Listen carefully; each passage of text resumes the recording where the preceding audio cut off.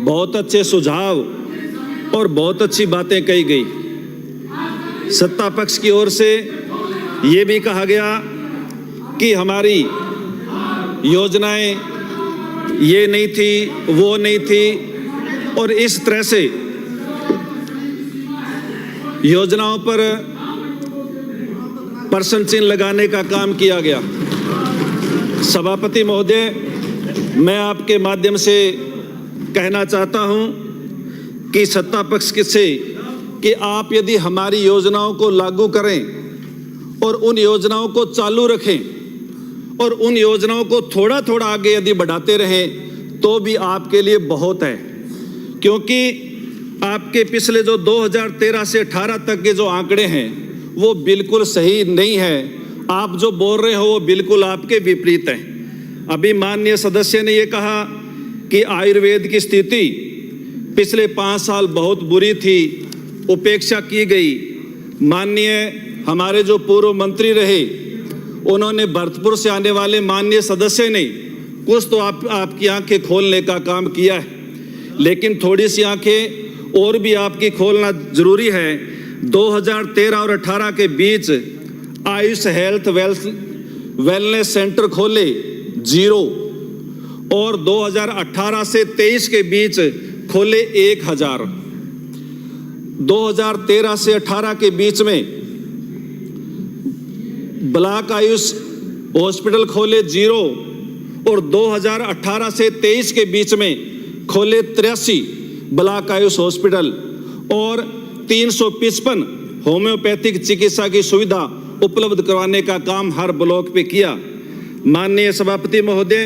आपके माध्यम से मैं ये भी कहना चाहता हूं कि राज्य की सभी आयुर्वेद, यूनानी एवं होम्योपैथिक चिकित्सालयों में मुख्यमंत्री निःशुल्क दवा व जांच योजना का लाभ देना शुरू है, वो किया गया। माननीय सभापति महोदय, गाय हमारी माता है और गाय के प्रति हमारी सबकी श्रद्धा है, इसमें कोई दो राय नहीं है। लेकिन जो लोग गाय के नाम पर वोट मांगने का काम करते हैं और जो लोग सिर्फ गाय की बात करते हैं, उन्होंने पिछली 5 साल में 2013 से 18 के अंदर 5 साल में गायों को, गौशालाओं को अनुदान दिया 500 करोड़ रुपए, और पिछले 5 साल में 2018 से 23 तक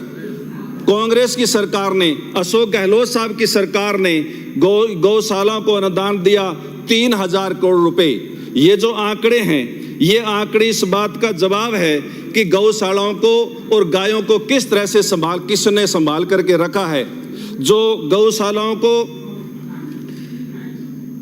अनुदान देने का काम जो 6 महीने होता था उसको 9 महीने करने का काम अशोक गहलोत साहब ने किया, और इसके साथ साथ नंदीशालाओं को 12 महीने और जो विकलांग बुजुर्ग गायें हैं उनको 12 महीने अनुदान देने का काम भी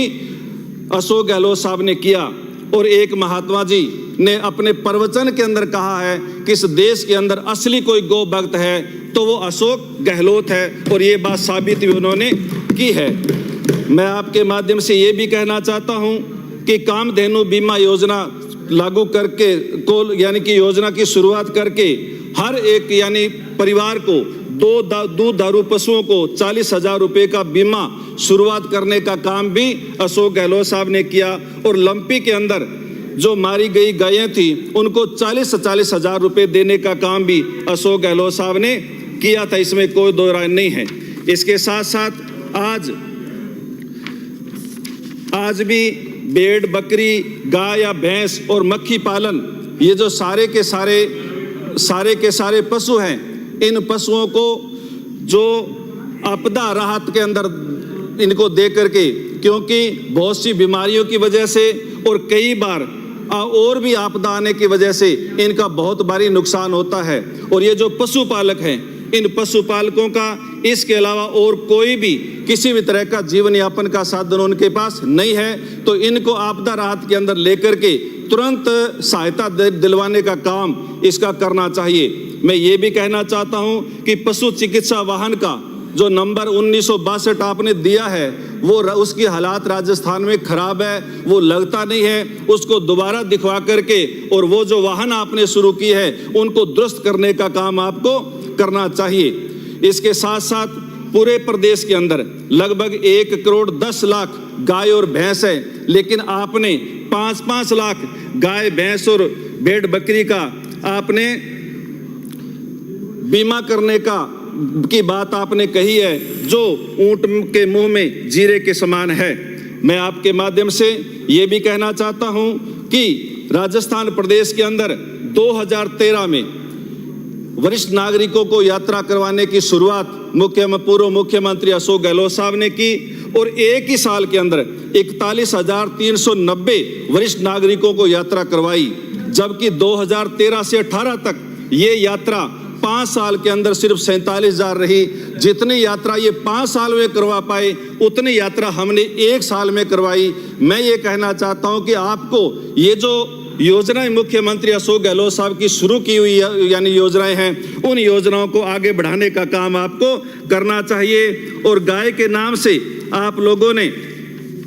गाय के नाम से जो कैटल शेड के पैसे राजस्थान के अंदर पिछले 2.5 साल से कैटल शेड के पैसे राजस्थान में आए नहीं हैं, वो भी लाने का काम आप लोगों को सेंट्रल सरकार से करना चाहिए। और यह